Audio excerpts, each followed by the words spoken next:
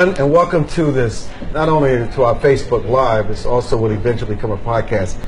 You know, there's so many things going on in the world today, and it's so fast-paced, it's just hard to keep up with all the critical stories that people need to be aware of.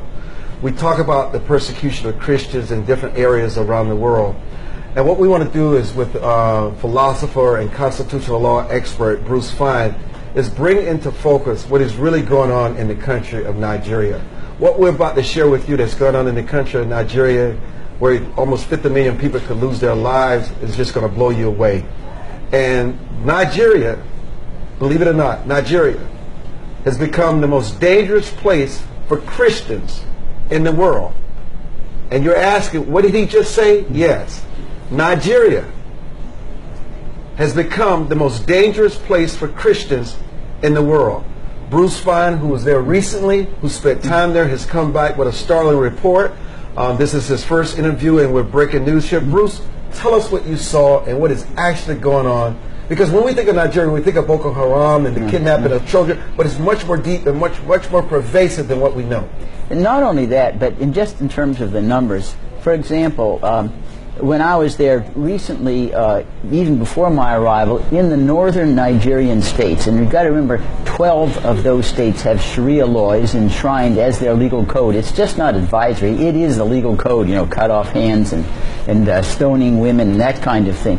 But in these 12 northern states, there was a youth group. It gave a quit order to 11 million Biafrans who reside and have businesses there, saying, if you don't leave your home and business by October 1, we will destroy you. And the government did nothing. These are Housi Fulani, radical Islamics, who made the threat. As we're sitting here today, that October 1st date hangs like a sword of Damocles over 11 million Christian Biafrans. That's twice who perished in the Holocaust. Moreover, in the southeast, where the Biafrans predominate numerically, the Housi Fulani are killing children in churches. Just in the last 48 hours, they've begun an assault. It's called Operation Python Dance, where the Housi Fulani soldiers are coming in. They're taking youths. I could put pictures if you had. They've sent to me. They've shot them. They're lying down dead in the water in industrial scale. And this is because the Housi Fulani, who are very, if you want to put an accurate term, almost backward economically. And the Biafrans are much more educated and skilled economically, so they prosper. And they reside in much of the oil area of Nigeria. And the Housi Fulani, who are radical Islamists, youths who have very little, you know, economically, they're preying on their Christian brethren.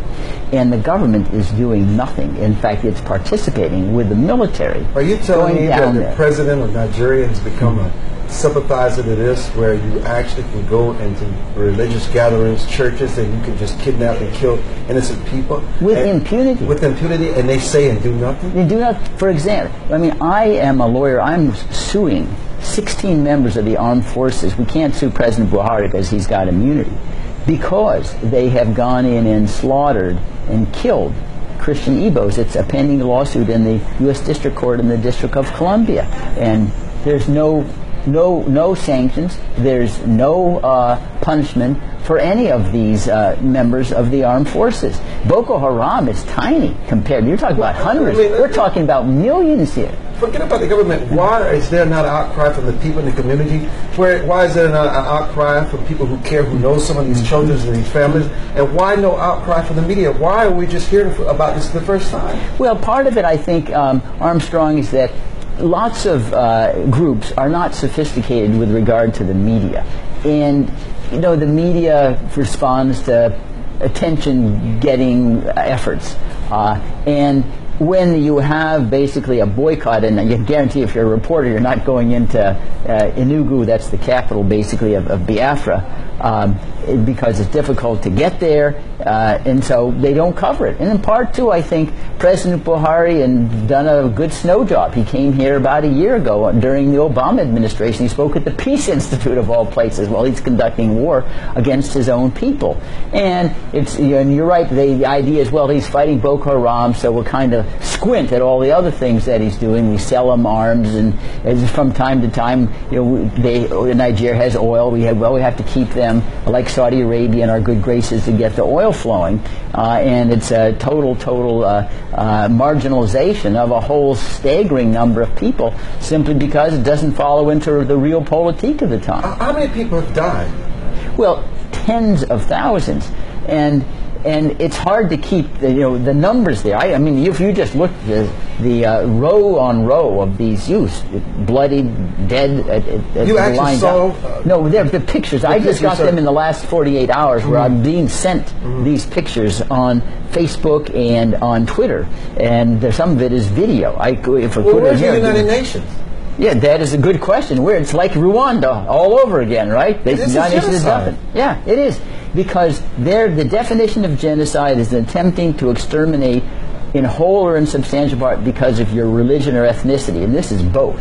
It's their Christian religion, their ethnicity is Igbos. They want to destroy them, plunder all of their property. And you'd figure, well, where's the United Nations? Where's the High Commissioner on Refugees and on Human Rights? Right now, he's deploring Burma's expulsion of and I don't want to exonerate them, of Muslims into Bangladesh, and this is on a scale that makes Bangladesh Muslims in a tea party. But you're making President Buhari of Nigeria, you're describing someone who is as if worse than ISIS.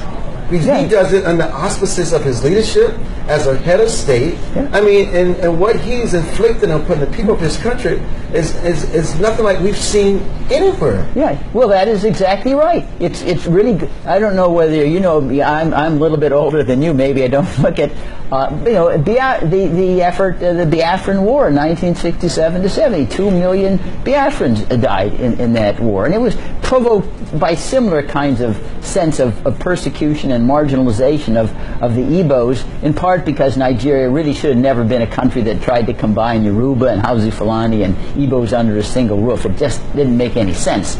And what you end up with is the majority oppresses the minority, and especially since historically the Hausa Fulani dominated the military, they had the guns, and so they just shot and dominated by force and violence and threats and intimidation. But how do we stop, for our listeners, how do we stop the genocide? What needs to happen to stop what's going on in Nigeria and bring it to the world attention? Well, what I have suggested and encouraging members of Congress, we need to get an international arms embargo on Nigeria.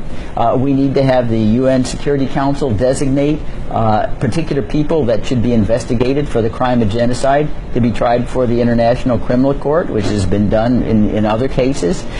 We need to get these people who are complicit in the genocide listed. There's a recent law passed in the waning months of the Obama administration. It's called the Global Magnitsky Human Rights Accountability Act, where the president can designate people who are implicated in gross violations of human rights for a denial of visas, and their assets are frozen. There's a stigma attached.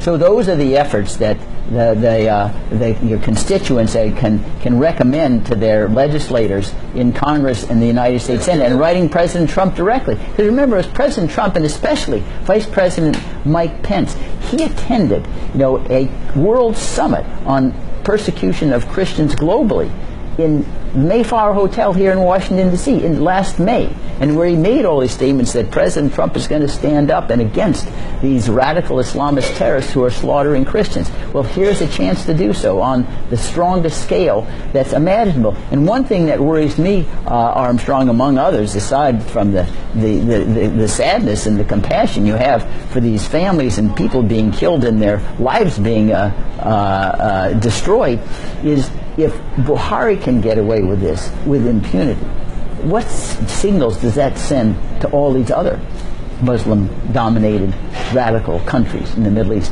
We don't have any price to pay. With all the focus on North Korea and its bloody dictator, I mean, this guy also compares in comparison to what's going on in Nigeria. Let me ask you this. Is there a tinge of racism to this? the fact that Nigeria would be seen as a country of Africans. If this were a country where the Buhari was, let's say, a colonialist or a white head of state, would this be a different issue? Do they lessen the value of these lives and the importance of this matter because it's an African dictator?